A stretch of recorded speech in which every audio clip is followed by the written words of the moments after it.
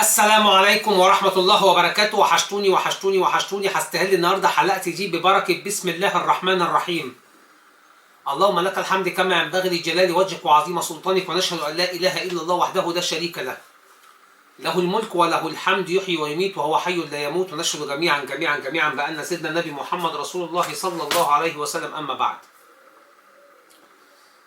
الكون بتاعنا، الكون اللي احنا عايشين فيه يدار من عند الله فقط، وبقدرة الله فقط، وبعون الله ولطفه ورحمته فقط. كان في واحد لفت نظري بيقول لي: هي ليه الزغاليل بيقعدوا عكس بعض، واحد وشه مدي واحد ظهره؟ ليه عكس بعض، واحد وشه ومدي واحد ظهره؟ تمام. العكوسات في الدنيا موجودة، وصلت؟ لأن الكون ذات نفسه قائم على شيء فشيء، ذكر وأنثى، ما ينفعش ذكرين، ما ينفعش انتيتين. وصل؟ ده الكون. فانت قسها بقى ان دي سيكولوجية ربانية في الحمام، مش بتاعتك، مش بتاعتي. هم قعدوا كده بقدرة من عند الله، ليها هدف. هو ايه؟ معرفش. طب مين قال؟ مين عاد؟ اخرس، ما تنطقش. في شوية حاجات كده بالنسبة لموضوع الزغلولين اللي هم جنب بعض، زي المية العذبة بتقابلها مية مالحة. مفيش عازب بس، لا، وعندك مية مالحة. ادي حاجتين ربنا خالقهم. زي السالب والموجب اللي هم حجرين البطارية. تحط حجرين شبه بعض، واحد عكس واحد، البطارية تنور، تشتغل، المولد يشتغل، الراديو يشتغل، اي حاجة بحجرة محطوطة عكس بعض الحجرين تشتغل. الحجرين محطوطين زي بعض، وشهم لفوق ما يشتغلش، ظهرهم لفوق ما يشتغلش. لازم واحد يتحط عكس واحد، سالب وموجب. ماشي؟ طب ليه؟ يعني هو شيء فيزيائي رباني، حاجة كده فيزيائية عالمية ربانية من العالم الآخر. تمام؟ الذكر والنتاية قلنا، والعازب والمالح قلنا، والسالب والموجب قلنا، والكبير والصغير. حد كبير وحد صغير، حد تخين وحد رفيع. ما انتش هتلاقي اسطمبة الناس كلهم تخان، ولا هتلاقي الاسطمبة كلهم عمدان اعواد كبريت، ولا هتلاقي الناس كلها ماشية زي آل شنوقة كده طوال، ولا هتلاقي الناس ماشية قصيرين أقزام. هتلاقي من حكمة ربنا في دول وفي دول، في الطوال وفي القصيرين، في التخان وفي الرفيعين. في عندك الحاجة المسكرة والحاجة الحادقة، دي من حكم ربنا، لأن الجسم بيطلبها، بيطلب حوادق وبيطلب سكريات. فلا ربنا سبحانه وتعالى عامل لك الدنيا كلها بالحادق، وله سبحانه وتعالى موقف لك الدنيا كلها على السكريات. عندك دي وعندك دي برضو زي قعدة الزغاليل شمال ويمين، ما هم حاجتين، واحد باصص هنا وواحد باصص هنا. طب ليه؟ ما انا ما اعرفش. عندك الليل والنهار، لا ينفع سبحانه وتعالى يخلي لنا الدنيا كلها نهار. هو ينفع، يقدر، لا، بس احنا ما نقدرش نتحمل ان العمر يبقى كله نهار، او حياتك تبقى كلها صرمد ليل. ما ينفعش. لازم تعاقب الليل والنهار، عشان النهار تشتغل فيه والليل تستريح فيه. لازم جسمك ذات نفسه بعد المجهود ياخد راحة. جسمك بعد المجهود ياخد راحة. لازم المكنة اللي انت بتشغلها وماشية بالسيور وببطاريات وبمواتير، زي ما قادت وأنجزت عمل تيجي تطفي في وقت معين، ما بتشتغلش على طول. وصلت؟ زي ما انت بتبقى جعان وبتاكل عشان تشبع، الجوع والشبع. يا ابني ربنا خلق كل حاجة من حاجتين، حتى الصوت، صوت عالي جواب وصوت واطي قرار. الصوت، السماعة ذات نفسها، سماعتك لا بتعليها قوي ولا بتوطيها قوي. عليتها قوي هتتعب، وطيتها قوي مش هتسمع. خير الامور الايه؟ الوسط. المسمار لو دقيته وحبيت تطلعه هيطلع بسرعه، لو دقيته وتنيته من تحت، اهو انت عملت فيه حاجتين، دقيته وتنيته، هيعصلك معاك وهو بيطلع وهيبوظ الخشب.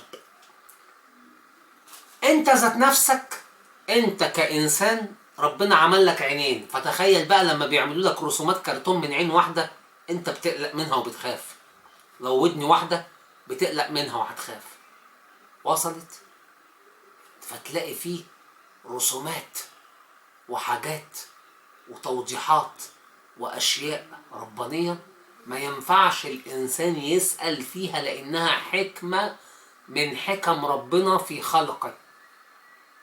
فلما حد يقول لك هو الحمام قاعد ليه كده، ما انتش عارف هو قاعد ليه كده. وفي ناس تقول لك ايه، لا اصله كذا. بلاش افتى. طول عمري بحب في حياتي عدم الافتى، بحب عدم الافتى لاني بكرهها. لو تعرف مكان فيه خير دل الناس عليه، يمكن ربنا ينجيك يوم القيامة بسبب ان حد هيروح للخير للمكان ده، وربنا يكبر بخاطره وتعيش اسرته على حس ان انت دلته على فعل الخير. سيكولوجية الحياة قائمة من عند الله سبحانه وتعالى، ولا لنا دخل فيها ابدا. ما انتش عارف لما بتنام على المخدة عينك بتغفل امتى والساعة كام وانهي ثانية، ولا انت ولا العفاريت الزرق ولا الجان اللي بيسخروه عشان يأذي البشر ده يعرف، ولا حتى هو على علم انت بتنام امتى، ولا انت هتقوم امتى ولا مش هتقوم اصلا. فاهمين القصة؟ هذا كون يدار بقدرة الله وبمشيئة الله وبرحمة الله ولطف الله. احنا تحت امر الله ومظلة الله وجبروت الله ورحمة الله. زغليلك اللي انت عايز ان اسامة يفتيلك ويقول لك هم ليه قاعدين عكس بعض، لا لا لا لا لا, لا. ما اقدرش اقول لك هم ليه عكسين القعدة. مرة يبقوا جنب بعض وشهم ليا، ومرة عكس بعض، واحد وشه هناك وواحد وشه ليا، ومرة الاتنين مديني ظهرهم. وصلت؟ ومرة واحد قاعد بره وواحد قاعد جوه، واحد قاعد بره الطاجن وواحد قاعد جوه، والاتنين ساعات بره الطاجن. وممكن واحد يقع من العش مع انه ما بيعرفش يمشي، بس هو قاعد يتنطط لغايه ما خرج بره العين ووقع على الارض مات ولا حصل له حاجه. فهي يا ابني تصار وتدار بامر الله، ربنا ميسرها وبيدورها بامره. فكل حاجه ربنا خالقها مجوز. حتى المغناطيس طلع ان في ذكر وانتهى. المغناطيس الحاجات الممغنطه، في مغناطيس يلزق في بعضه، في مغناطيس يتنافر يبعد عن بعضه. كل حاجه في الدنيا ليها ذكر وانتهى، سالب وموجب. حتى الحمام والطيور والدنيا، حتى في طريقتهم وقعدتهم. البيضة الفرخة لو بيضتها من غير تلقيح هتفقشها وتاكلها تمام، ولكن البيضة لو نطي على الفرخة ديك وجابت بيضة ورقدت هتطلع زغلول صغير هتستفاد بيه. فهمت؟ فهو لازم ذكر يعمل مع انتاية عشان يطلع انتاج، لازم راجل وست عشان خاطر انتاج، حيوانات عشان خاطر انتاج، طيور عشان خاطر انتاج، بشر عشان خاطر انتاج.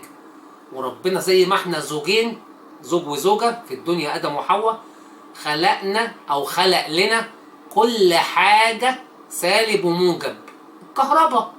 كهرباء بيقول لك أنا مش كهربائي، بس بيقول لك في سلكة تلمسها كهربك، والتانية أصل ليه؟ أصل أرضي. يعني في سلكة فيها كهرباء والتانية أرضي بتوصل لها الكهرباء، على اعتقادي يعني الشخصي. وصلت؟ ما تركزش في كلام مش مجدي ومش مهم. لا زغلول قاعد مديني ظهره هيزعلني، ولا الاتنين مديني وشهم هيزعلوني. انا فرحان بيهم اصلا ان هم اتخلقوا، وان هم صحتهم حلوه، وان هم ملكي بفضل الله وموجودين عندي. هي دي فرحتي. انما الناس بتشغل نفسها بحاجه بنت اهبه، حاجه تخلي الواحد يتنقط. وليه الزغلول قاعد وشه كده والتاني مش باصص لي؟ هو ليه بيشيش والتاني بيحشش؟ هو ليه ده بيعطس والتاني بيبربر؟ في ايه؟